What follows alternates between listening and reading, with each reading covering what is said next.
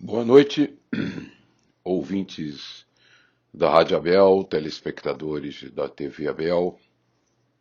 Hoje, quarta-feira, nós vamos dar continuidade aos nossos estudos sobre mediunidade, especificamente sobre o livro de Hermínio Miranda, Diversidade dos Carismas.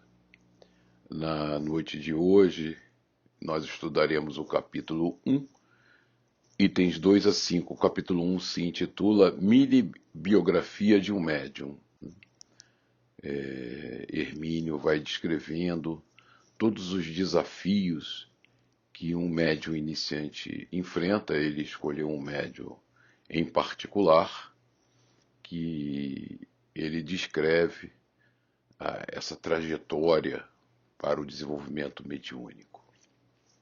Então, nós iniciaremos nesse momento esse estudo seguindo as páginas do livro. A primeira pergunta que me intrigou quando nós começamos a estudar esse livro, acredito que deve ter intrigado vocês, né? Por que o título Diversidade de Carismas, né? Por que Hermínio não chamou Estudo da Mediunidade, ou Desenvolvimento Mediúnico, ou qualquer coisa do gênero, né? Na verdade, Hermínio usou como referência a primeira carta de Paulo aos Coríntios, em que Paulo diz o seguinte, vamos ler do item 4 ao item 11, né, a carta de Paulo.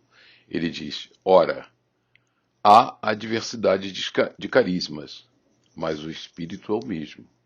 E há diversidade de ministérios, mas o Senhor é o mesmo. E há diversidade de operações, mas é o mesmo Deus que opera tudo em todos. Mas a manifestação dos Espíritos é dada a cada um, para o que for útil, porque a um, pelo Espírito é dada a palavra da sabedoria, e a outro, pelos mesmos Espíritos, a palavra da ciência, e a outro, pelos mesmos Espíritos, a fé, e a outro, pelos mesmos Espíritos, os dons de curar, e a outro, a operação de maravilhas, e a outro, a profecia, e a outro, o dom de discernir os espíritos, e a outro, a variedade de línguas, e a outro, a interpretação das línguas. Mas um só, e os mesmos espíritos operam todas essas coisas, repartindo particularmente a cada um como quer. Então, nitidamente, Paulo fala sobre a mediunidade, sobre o fenômeno mediúnico e sobre a sua diversidade de manifestações, esse caleidoscópio gigante que representa a mediunidade, essas formas de comunicação entre encarnados e desencarnados, que pode variar de forma assim gigantesca, em função de diversos fatores característicos de cada comportamento, de cada personalidade, de cada espírito, de cada corpo físico, de cada situação específica da vida de cada um de nós. Então, Kardec cria toda uma taxonomia para nós podermos classificar as principais manifestações mediúnicas, mas na verdade esses carismas, né, como Paulo fala aos Coríntios, é muito diversa e pode ser apresentada de muitas formas.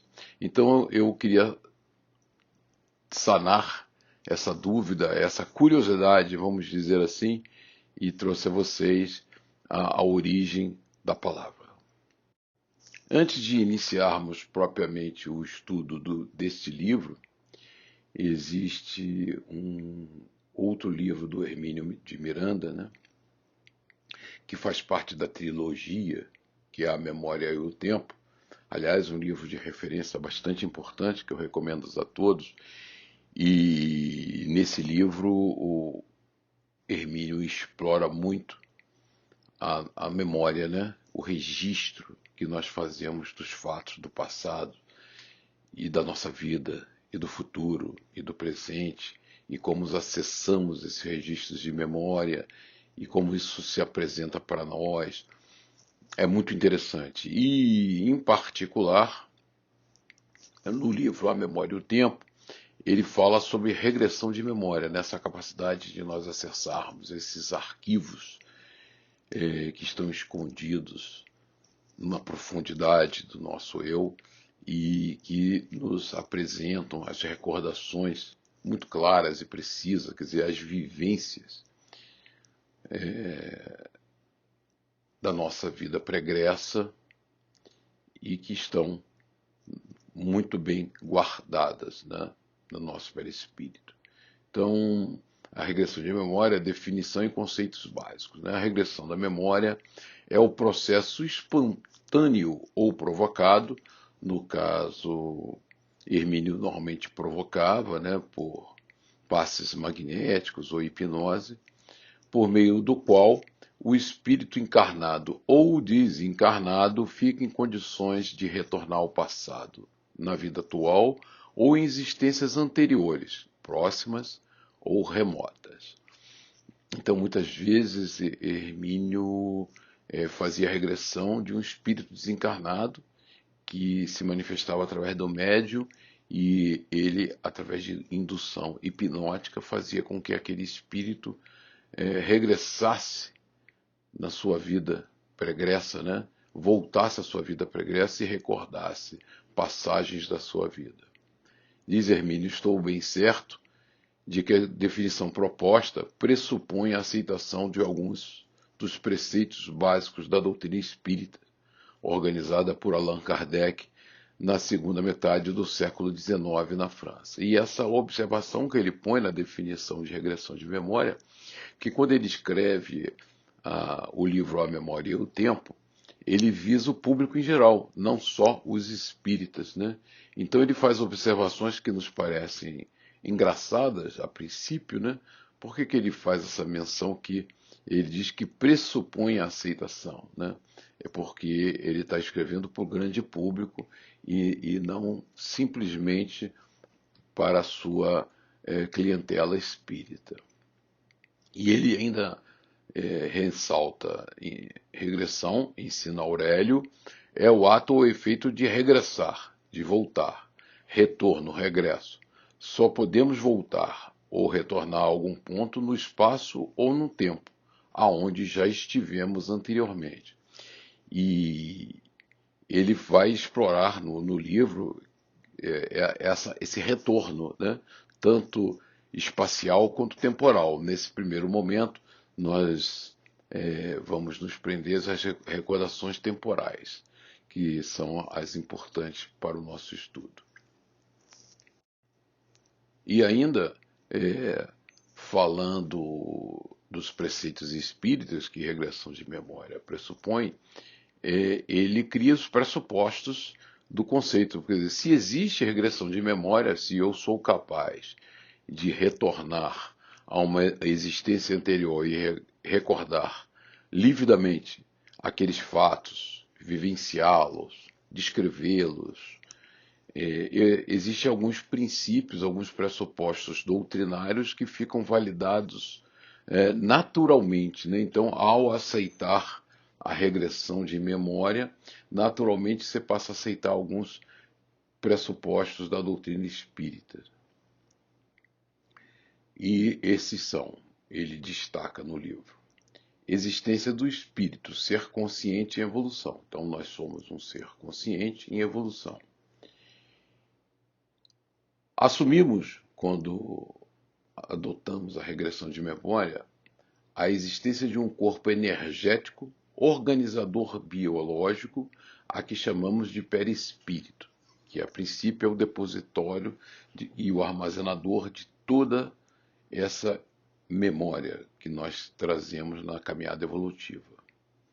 Pré-existência do espírito à sua vida na carne. Então, se eu faço regressão, eu já existia antes, já tive vidas anteriores, encarnei nesta presente vida, Mas eu já existia, eu pré-existia. Sobrevivência do espírito à morte do corpo físico. Ora, se eu tive uma vida anterior e nesta vida eu estou recordando fatos da vida anterior, eu perdi o corpo físico naquela caminhada anterior e continuei sobrevivendo naturalmente. Sua permanência por algum tempo numa dimensão que escapa aos nossos sentidos habituais.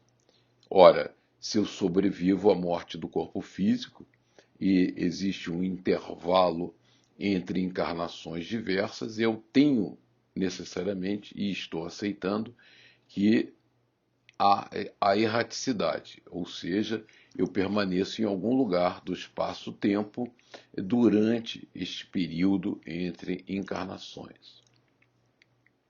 Seu retorno em novo corpo físico para nova existência na carne. Então, se eu estou encarnado hoje e fui encarnado ontem e tenho uma história para contar do ontem e tenho uma história para contar de antes de ontem, eu tenho que admitir que existe a reencarnação.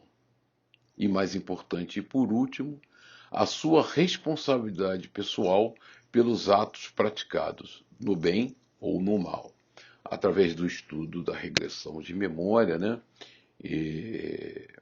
Hermínio validou com muita clareza a lei de causa e efeito, né?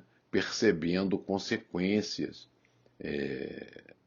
na nossa vida atual decorrentes de atitudes do passado. Então, ele clarifica de forma muito objetiva como se dá o processo de causa e efeito, ação e reação, e valida muito dos pressupostos psicológicos dos grandes estudiosos, né, dos grandes mestres da psiquiatria, mas ele estende o conceito, né, não mais até a tenra infância, útero materno, mas ele vai em busca das nossas mazelas, dos nossos sofrimentos em vidas pregressas. Ele estende o conceito materialista de que busca a informação única e exclusivamente nessa encarnação, levando a sua pesquisa a diversas encarnações passadas, a fim de validar aqueles conceitos que agora não mais limitados a uma existência terrena,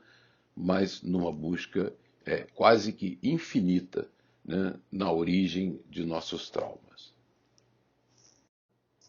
No livro Memória e o Tempo, Hermínio aprofunda violentamente, né? Ele faz um estudo de porte sobre essa recordação que nós temos e como isso influencia a nossa vida e como os traumas que nós trazemos de vida passada influenciam. Quer dizer, ele descortina um novo horizonte para a psiquiatria, para a psicologia, porque ele, tratando o homem como um ser integral e não só como um corpo físico, mas essa dualidade, né, corpo e espírito, ele amplia os conhecimentos científicos e ele faz uma observação muito importante que nos interessa agora sobre as suas observações pessoais, né? E ele diz, no livro Memória e o Tempo, após reunir respeitável biblioteca especializada e muito estudar o atraente problema da memória, era natural que eu desejasse realizar minhas próprias experimentações com a fenomenologia. Cautelosamente, dei início à tarefa estudando os fenômenos ao vivo, com alguns companheiros igualmente interessados. Esse trecho encontra-se no capítulo 6 do livro. E aí ele faz, nesse capítulo ainda, ele faz uma descrição dos diversos casos que ele estuda, né, de diversos médiums em que ele induz a regressão ou que apresentam fenômenos mediúnicos importantes para serem estudados. E um médium em particular, com codinome Regina, que vai ser o personagem do nosso livro, do nosso estudo, ele fala muito claramente da Regina, né? Nome fictício. Então ele descreve: tivemos Regina, que sofria de estranha inibição intelectual que lhe bloqueava o cérebro para qualquer esforço concentrado. O medo do fracasso sempre esteve presente em todas as ocasiões em que se viu na contingência de demonstrar sua capacidade. Testes, provas, exames ou entrevistas. Daí, disfunções psicossomáticas de toda sorte. Cansaço, inapetência, enjoo, vômitos, insônia, angústias inexplicáveis, problemas ovarianos, medo de altura, enfim, tensões por todos os lados, e especialmente agudas, quando ela assumia posições de maior relevo ou destaque. Onde quer que trabalhasse. Os sintomas, porém, não enganaram ao seu espírito desdobrado. Então, ela, em desdobramento, conseguiu diagnosticar muito claramente esse temor, esses medos, esses traumas. O temor não era do fracasso, era do êxito. Já falhara tantas vezes e cometera tantos desacertos em posições de relevo no passado, que agora estava inconscientemente em pânico cada vez que começava a galgar posições de destaque. Então, o trauma da Regina, que nessa presente encarnação em que Hermínio a estuda, ela era tomada de pavores diversos, né? E principalmente na demonstração de capacidade, competência e assumir postos e posições elevadas, mas ela, ao se desdobrar, lembrando de suas vidas passadas, entende claramente que fenômeno era aquele, ou seja, ela vivera vidas em destaque, em posição importante, e falhara tantas vezes e cometera tantos desacertos nessas posições de relevo do passado, que agora o seu inconsciente entrava em pânico. Toda vez que ela começava a caminhar e iria, porventura, se destacar, aquilo provocava profundo sofrimento, porque tinha sido no passado, né, uma pedra de tropeço na sua vida, e ela não poderia errar dessa vez. Então iniciamos agora o item 2 do livro, que Hermínio intitulou Alucinações. Né? É uma pergunta. E ele começa a descrever a vida e os tormentos e os desafios de Regina. Algum tempo após a morte do pai, a família mudou-se para um centro maior. Regina, mais crescida, continuava uma criança triste, muito triste. Entraram num período de sérias privações, agravadas nela pela sensação de exílio, de desajuste e de incompreensão. Aí eu ressaltei, né, eu grafei agravadas pela sensação de exílio, porque Regina, como tinha muito vívida as memórias da vida passada, das vidas passadas dela, né, de Fausto, de nobreza, de amor, de compreensão, de carinho, ela considerava uma exilada nessa encarnação, num meio muito rude. Então ela não pertencia àquela vida, então ela não assumiu o novo papel reencarnatório. Vocês vejam aí como é uma dádiva de Deus nós esquecermos o passado ao reencarnarmos, né? Porque por não lembrarmos de absolutamente nada, ou quase nada, de nossas existências anteriores, nós mergulhamos de cabeça no novo papel e assumimos as nossas responsabilidades e as nossas missões e os nossos desafios dessa encarnação. Mas Regina, como tinha muito claro as lembranças de vidas passadas e essa dicotomia entre o que foi sua vida passada e a aspereza da vida atual, levava ela a esse desconforto profundo e essa sensação de exílio. Era como se adormecida, branca, linda, rica e feliz, acordasse de repente ali, naquele mundo estranho, numa casa feia e pequena, cercada de gente desconhecida E o pior de tudo, num corpo que definitivamente não era o seu. As dificuldades se acentuaram com a adolescência, especialmente o desajuste com a família, porque Regina não reconhecia aquela como a sua família, né? Porque ela reconhecia como sua família a família da encarnação anterior. Não encontrava em seus parentes ressonância alguma para seus anseios sociais e emocionais. Não se importavam com o arranjo da casa, o cuidado com os móveis e objetos, mesmo pobres. Ela ansiava pelo requinte. Queria a mesa bem posta e forrada com toalhas de imaculado linho, os alimentos em travessas apropriadas e, se possível, alguém para servir.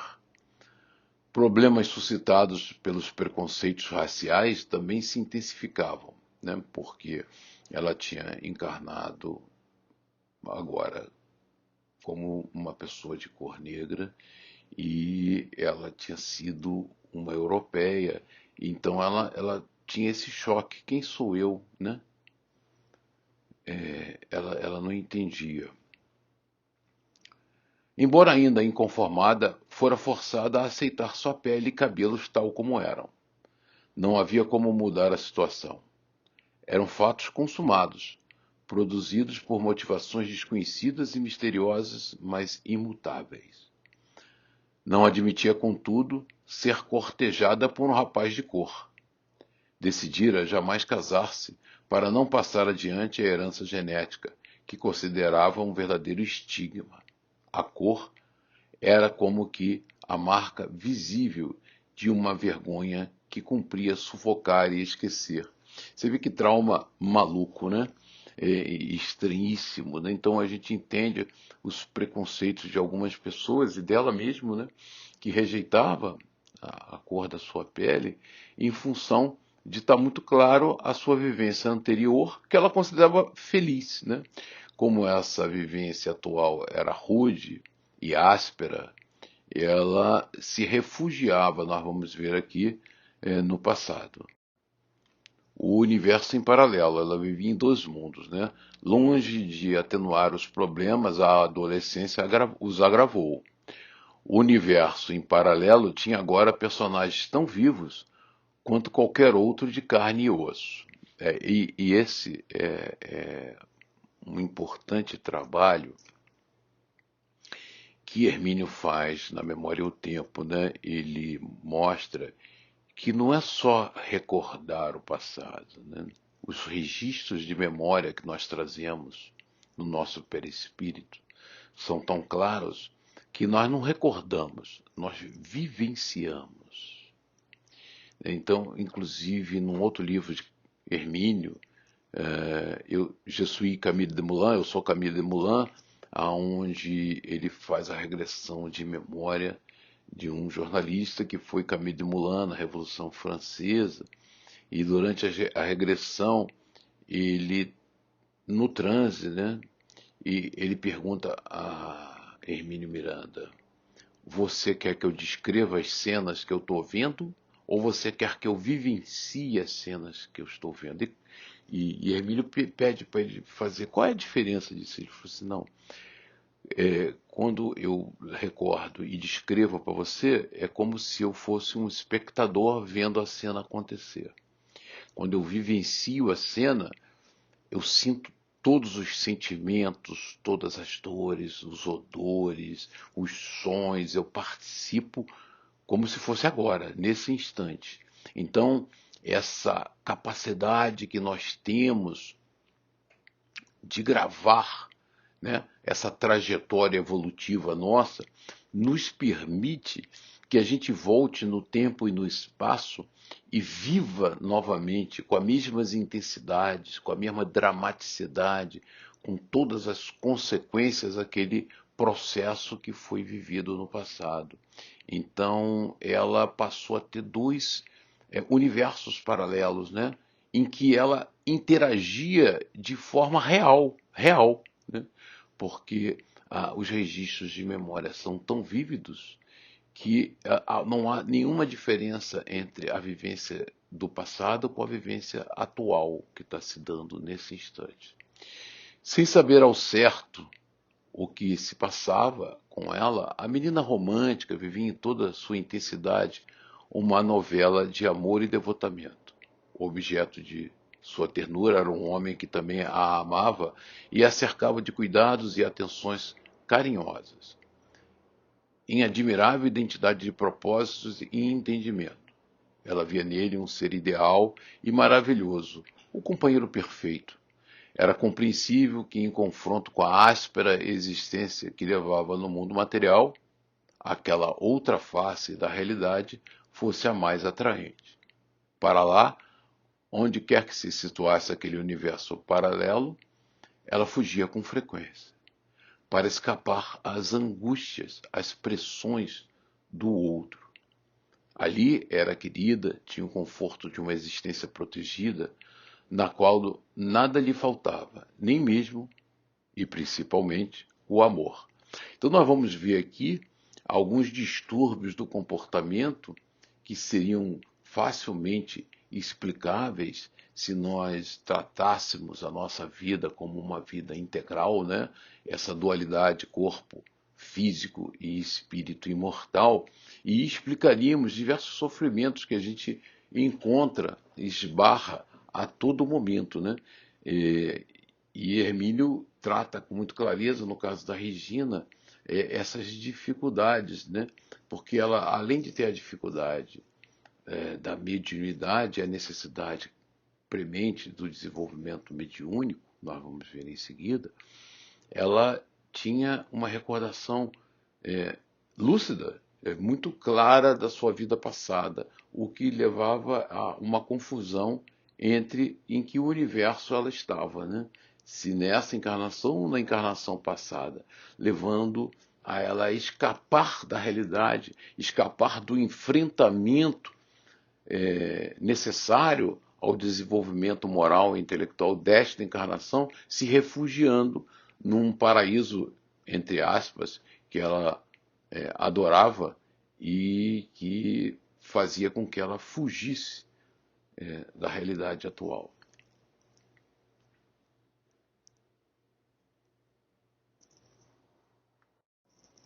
Catatonia. Quando as dificuldades pareciam insuperáveis desse lado, quer dizer, quando a aspereza da vida atual deixava ela muito irritada, ela emigrava para o outro, em busca da felicidade que lá estava à sua espera. Então ela fugia, né? Ela fugia da experiência da vida atual, se refugiando nas suas memórias. Para isso, bastava imobilizar-se em estado de relaxamento, num móvel que lhe oferecesse um mínimo de comodidade e soltar a imaginação. E assim passavam-se as horas, num estado de inação e desligamento. Um experimentado psiquiatra talvez diagnosticasse aquilo como uma crise de catatonia. Então, é um caso de esquizofrenia, em que a catatonia é uma situação em que você fica com o corpo físico totalmente paralisado, né?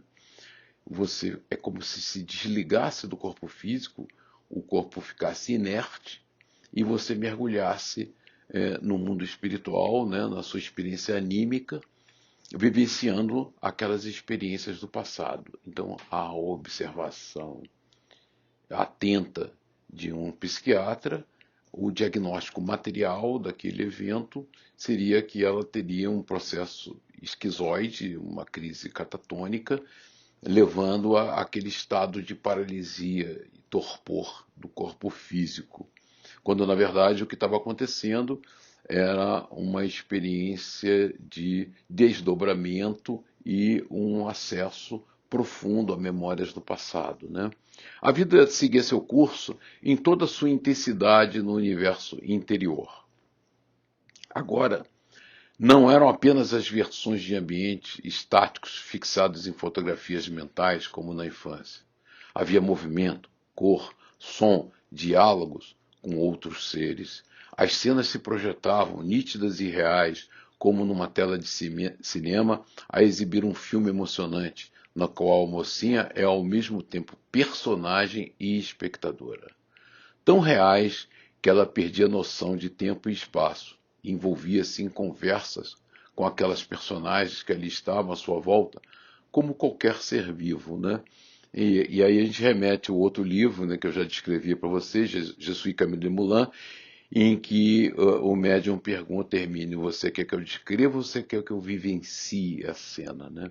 Ao vivenciar a cena, você está inserido naquele contexto. Então, ela vivia o universo paralelo. E vocês veem como é importante o entendimento, né, dos conceitos espíritas e como eles dilatam profundamente a visão da ciência, trazendo novos, como diria, elementos para a análise comportamental do presente. E aí Hermínio começa a tratar dos desafios da mediunidade, né? Cada vez mais ela se entregava àquela realidade e rejeitava a outra, a vida atual dela. Ali era intensamente feliz, tinha seu marido, filhos, uma família com a qual convivia. As tarefas do dia eram desempenhadas como que em estado sonambúlico, quer dizer, ela fazia no automático, porque ela estava, na verdade, no outro mundo, mas com impaciência, na ansiosa expectativa das horas de recolhimento, quando pudesse ir para casa e entregar-se aos seus sonhos. Se ela dispusesse de tempo livre e dinheiro farto, provavelmente teria começado a via dolorosa dos consultórios, em busca de psiquiatras, analistas e psicólogos das mais variadas tendências e doutrinas. Teria ficado coberta de rótulos mais ou menos cabalísticos e estaria saturada de drogas, provavelmente internada em alguma clínica elegante. E aqui eu ressalto, porque vocês vão ver, e a observação da frase seguinte, Hermínio fala, ficaria eu profundamente desapontado se o que se vai ler a seguir fosse tomado como crítica injusta ou ataque às nobres profissões que se interessam pelo sofrimento alheio. Então ele mostra, e Hermínio aprofunda muito o estudo, né, da psiquiatria, da psicologia, mas ele tenta mostrar que existe uma limitação de percepção atual, que é tratar o elemento psiquiátrico à luz desta única encarnação, né? Se a ciência abrir seus horizontes e for capaz de perceber o ser como um ser integral, com uma experiência muito mais ampla das vidas passadas, ela vai ser muito útil e vai ser muito importante, porque livre dessas amarras materialistas que o mantém presas a uma análise muito pequena, né, daquele momento de vida, ela vai ser muito mais feliz, ela vai ser muito mais eficaz. E o que acontece? O que se tenta resolver desses traumas humanos, desses dramas da vida, é drogas pesadas, né? As drogas pesadas entorpecem e você vai perceber que não resolve o problema, né? O que resolve de fato é essa visão ampliada da vida.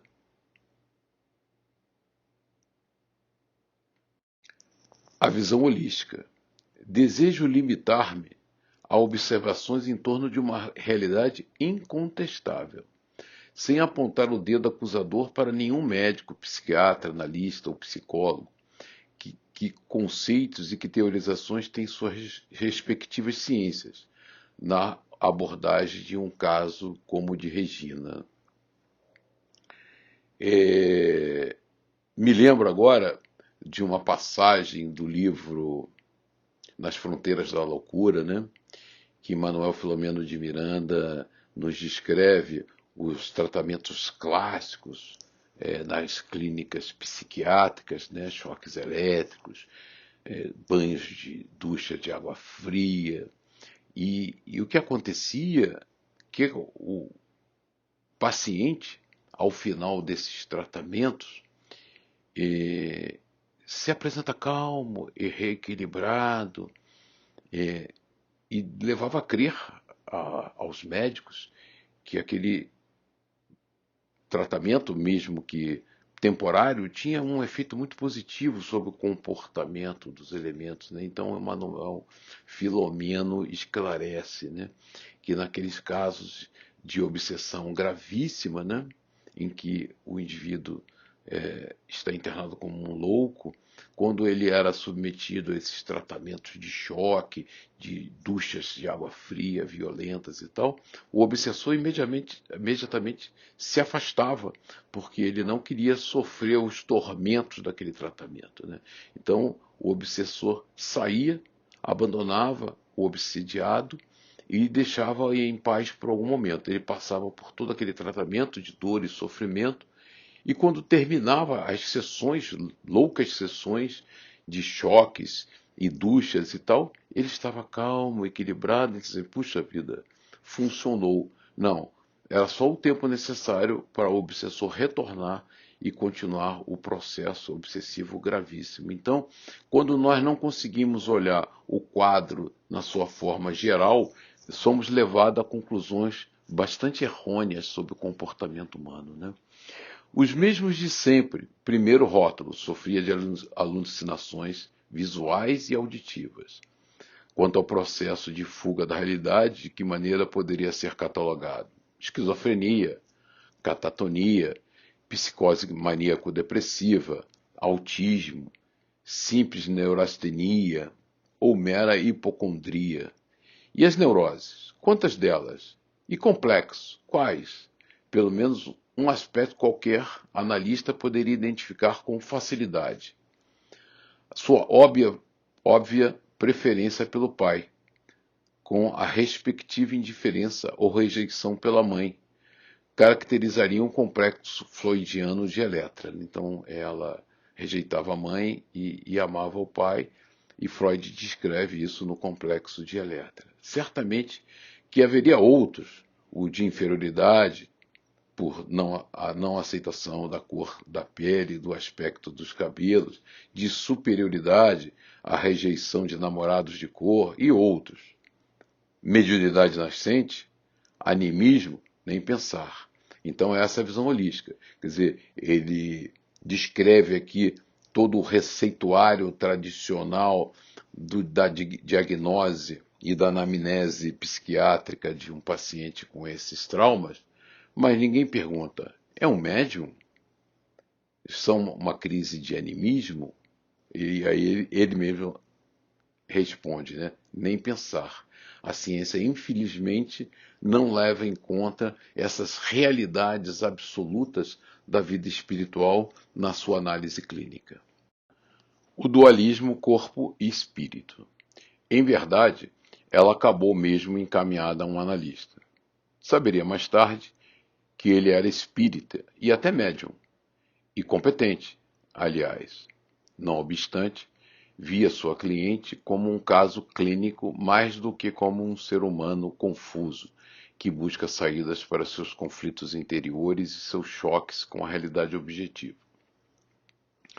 Embora de formação espírita, ou tendo pelo menos uma boa noção dos aspectos doutrinários do espiritismo, tratou a jovem com os rígidos e clássicos recursos de sua formação profissional, ou seja, sem utilizar-se dos conhecimentos de que dispunha acerca do dualismo corpo-espírito do ser humano encarnado. Então, Hermínio ressalta aqui, e é uma observação importantíssima para nós, que esse clínico que atendeu Regina, apesar de espírita, praticante, médium inclusive, vê na Regina um problema clássico de doença e trata sobre os rígidos recursos da psiquiatria formal. Em nenhum momento ele aventa ou levanta a hipótese do problema que a Regina sofria de ser de uma natureza espiritual anímica, né? Apesar dele conhecer a fenomenologia mediúnica, ele não aventa essa hipótese no tratamento da Regina. E você vê que curioso, né? Quer dizer, e a gente, nós espíritas, vivemos esse drama permanente, né? Quer dizer, qual é o drama? Nós conhecemos a doutrina espírita, mas a doutrina espírita não está dentro de nós. Nós vivenciamos a doutrina espírita, mas ela não domina os parâmetros e os valores dos nossos julgamentos no dia a dia. Então, ele, apesar de espírita, médium, praticante, frequentador de uma casa espírita, ao se deparar com uma paciente que nitidamente apresentava problemas comportamentais de animismo e mediunismo, ele não se utiliza desses conceitos para a abordagem clínica que ele faz. Ele usa simplesmente os rígidos e clássicos recursos da ciência. Então, ele estava no espiritismo, mas o espiritismo não estava dentro dele. Era, portanto, um analista que também era espírita, mas não um analista espírita, né? Então, ele era um analista que por acaso conhecia a doutrina espírita, mas não era um analista espírita, ou seja, os valores da doutrina espírita não faziam parte da sua vida no dia a dia. E essa dicotomia está presente na nossa vida. Nós, frequentadores da casa de Abel Sebastião de Almeida, nos defrontamos com esse desafio, né? Nós conhecemos a doutrina, nós entendemos a doutrina, mas a doutrina não está dentro de nós. Provavelmente, entendia o Espiritismo como mera teoria do conhecimento, um elemento a mais no quadro geral da sua cultura, mas que nada tinha a ver com o exercício da sua profissão. É possível que atuasse como espírita e até médium nas demais situações da existência, não, porém, como analista. Então você vê aí que a gente tem um caso clássico de esquizofrenia, quer dizer, ele é espírita, é médium, frequenta a casa espírita, mas quando ele sai da casa espírita, ele trata a vida à luz dos conceitos tradicionais materialistas. Postulados espíritas. Não há como criticá-lo ou censurá-lo, pois nem sabemos das razões que o levaram a essa postura. Merece todo o respeito pelas opções e procedimentos. Somente agora, enquanto escrevemos este relato, alguns psicólogos, analistas e psiquiatras de vanguarda começam a utilizar-se de metodologia terapêutica mais adequada, enriquecida pela valiosa contribuição de importantes postulados espíritas. Na verdade, é a visão integral do ser, né? Quando nós tivermos clareza que nós não somos simplesmente um corpo físico, mas um espírito imortal na sua caminhada evolutiva, e como espírito imortal tivemos diversas experiências anteriores a esta vida, essa visão integral do homem, espírito e corpo físico leva a ciência a fantásticas evoluções, né? A terapêutica evolui de forma assim exponencial, como sobrevivência e reencarnação. Quer dizer, então nós não podemos abandonar na análise de qualquer problema a sobrevivência nossa ao corpo físico e o fato de nós sermos reencarnados. A expressão postulados espírita ficou aí colocada por mera conveniência expositiva, pois na realidade o espiritismo jamais se considerou proprietário ou mesmo criador desses conceitos. Na verdade, são conceitos universais, né, ditados a nós pelos espíritos, que foram apenas tratados e codificados por Kardec. A doutrina os adotou como princípios básicos necessários ao entendimento de aspectos ainda mal compreendidos da vida e que eles iluminam e explicam com clareza. O ponto a considerar aqui é o seguinte: o postulado A ou B é verdadeiro ou não. Quer dizer, o fato é o seguinte, a vida é eterna e nós somos espíritos imortais que sobrevivemos à morte do corpo físico e somos reencarnantes, né? Tivemos diversas experiências anteriores. Isso é uma realidade. Isso não tem como questionar e, se não adotado na nossa análise do dia a dia, da vida e dos fatos, essa análise fica sempre distorcida. Sócrates. Podemos com este ou aquele explicar racionalmente aspectos ainda obscuros da psicologia humana? Se são verdadeiros, não pertencem a ninguém, e sim a todos. Isso quer dizer que conceitos como reencarnação e sobrevivência do espírito um dia estarão sendo lidos tanto nos evangelhos, onde aliás se encontram há quase 2 milênios, e já se encontravam em outros documentos de conotação religiosa anterior, como em tratados de medicina, psicologia, biologia, sociologia, antropologia e de ciência. Enfim, além de compor também a estrutura básica dos estudos filosóficos. Pelo menos na filosofia ninguém estará inovando, porque era exatamente assim que pensava Sócrates há mais de 24 séculos. Né? Então, se nós formos ler Sócrates, e no Evangelho, Livro dos Espíritos, Kardec faz menção a Sócrates em toda hora, ele já nos falava sobre a vida eterna, sobre reencarnação, ele já tinha esses conceitos muito claros na sua filosofia. E não me consta que fosse um débil mental. Absolutamente, Sócrates era um gênio e nos legou esse conceito filosófico da vida eterna, da reencarnação, que depois foram desprezados pela ciência. Precisamos, contudo, ver como foi a experiência de Regina com o seu analista. Então ele vai começar a ver essa experiência da Regina, de escrever com o seu analista. O item 3 desse capítulo, psicanálise.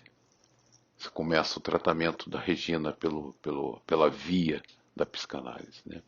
Sem entender o que se passava com ela própria, e até mesmo temerosa de que tudo degenerasse numa crise geral de alienação, ela resolveu buscar ajuda de quem estaria profissionalmente preparado para estudar sua problemática, explicá-la e proporcionar-lhe a orientação confiável. É que, a essa altura, as fugas estavam se tornando cada vez mais frequentes e mais longas. E, por contraste com a sequência, o mundo material cada vez mais áspero, difícil e insuportável. Ela precisava trabalhar e tinha elevadas aspirações a realizar, como a de estudar até o limite extremo de suas possibilidades para conseguir um tipo de vida pelo menos tolerável. Um acordo entre suas aspirações e aquilo que a vida lhe poderia dar. Não tardou muito o desencanto com a metodologia terapêutica do analista. Ela se desencanta porque não trata o problema como ela esperava de forma global. Em vez de uma discussão objetiva e racional de seus problemas, ele usava o jargão típico de sua formação e uma terminologia que servia apenas para rotular os fenômenos e não para explicá-los, e corrigia os desvios da emoção que Regina apresentava. Falava-lhe em alucinações visuais e auditivas e em processos de fuga, com tendências autistas. Abordava o problema das neuroses da maneira habitual e, pior que isso, prescrevia-lhe drogas para relaxar, dormir, combater a inexplicável rejeição pelo alimento e coisas dessa natureza. Em paralelo, com antidistônicos, prosseguia a busca dos traumas de infância, quer dizer, se concentrando única e exclusivamente nessa caminhada, né? E não na vida integral. Boa noite, meus irmãos. Que Jesus, nosso amigo amado Mestre, nos ampare e nos sustente nessa noite de hoje, dando-nos forças para prosseguirmos na nossa caminhada. Encerramos a primeira parte do estudo, daremos continuidade à segunda parte semana que vem, continuando de item 2 a 5, no capítulo 1, a mini biografia de um médium, que é o trabalho de Regina. Fique em paz, que Deus nos ampare e sustente. Graças a Deus.